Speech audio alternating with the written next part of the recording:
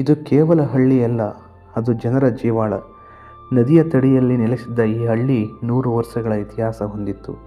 ತಾತಂದಿರ ಕಟ್ಟಿ ಹೋದ ಮನೆಗಳು, ತಾಯಂದಿರ ಅಡುಗೆ ಮನೆಯ ಅಡಗು ಬಟ್ಟೆ, ಮಕ್ಕಳ ಓಟದ ಬಡಿತ ಎಲ್ಲವೂ ದಿನದ ಭಾಗವಾಗಿತ್ತು.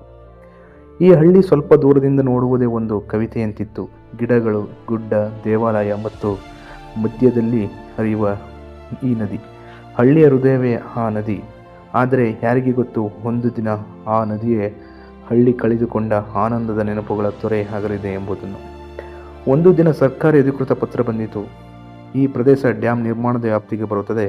ಹಳ್ಳಿಯು ಮುಳುಗಡೆಯಾಗಲಿದೆ. ಹಳ್ಳಿಯವರು ಬೇರೆ ಕಡೆ ಸ್ಥಳಾಂತರಗೊಳ್ಳಬೇಕು. ಇದು ಕೇಳಿದಾಗ ಹಳ್ಳಿ ಮೌನವಾಯಿತು.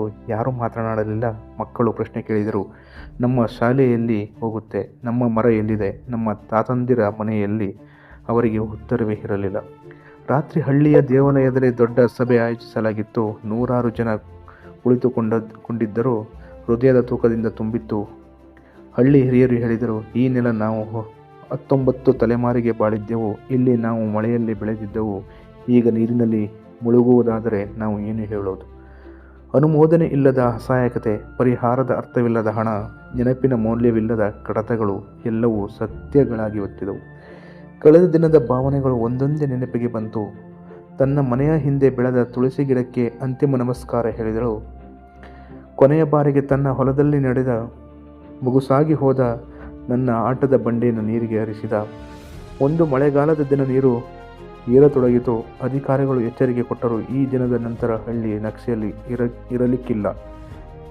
ಜನ ತಾವು ತಮ್ಮ ಕುಟುಂಬದೊಂದಿಗೆ ಹೊರಟರು. ಹಾದಿಯಿಲ್ಲದ ಭವಿಷ್ಯದತ್ತ. ನೀರು ಕಿರಿದಾಗಿ ಹರಿಯುತ್ತಿತ್ತು. ಇಡೀ ಹಳ್ಳಿ ನಿಧಾನವಾಗಿ ಜಲವೃತವಾಯಿತು. ದೇವಾಲಯದ ಗೋಪುರ ಕೊನೆಯ ಕಾಣಿಸಿಕೊಂಡದ್ದು. ನಂತರ ಅದು ಕೂಡ ಮುಳುಗಿದಂತೆ ತೋರುತ್ತಿತ್ತು. ಹಾಗೆ ಹಳ್ಳಿಯ ಹೃದಯ ನೀರಿನಲ್ಲಿ ಮುಳುಗಿತು. ಅದರ ಕಣ್ಮರೆಯಾದ ಇತಿಹಾಸವನ್ನು ಜನ ಇನ್ನೂ ಹೇಳುತ್ತಾರೆ.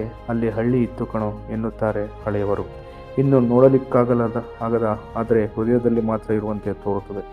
ಹೊಸದಾಗಿ ಮನೆ ಕಟ್ಟಿಕೊಂಡರು, ಹೊಸ ಗ್ರಾಮ ರಚಿಸಿದರು. ಆದರೆ ಹಳೆಯ ಹಳ್ಳಿ ಮಾತುಗಳಲ್ಲಿ, ಹಾಡುಗಳಲ್ಲಿ, ಹಬ್ಬಗಳಲ್ಲಿ, ಮಕ್ಕಳು ಕೇಳುವ ಕಥೆಗಳಲ್ಲಿ ಬದುಕುತ್ತಲೇ ಇತ್ತು. ಅಮ್ಮ, ನಮ್ಮ ಹಳ್ಳಿ ಇಂಥದ್ದೇನ ಎಂದು ಕೇಳಿದಾಗ ತಾಯಿ ಉತ್ತರಿಸುತ್ತಾಳೆ, ಅವನಷ್ಟು ಸುಂದರವಾದ ಹಳ್ಳಿ ಇನ್ನೂ ಬರುವುದಿಲ್ಲ ಕಣೋ. ಆದರೆ ಅದು ನದಿಯ ಕೆಳಗಡೆ ಇರಬಹುದು, ನಮ್ಮ ಹೃದಯದ ಮೇಲ್ಭಾಗದಲ್ಲಿ ಮಾತ್ರವಲ್ಲ.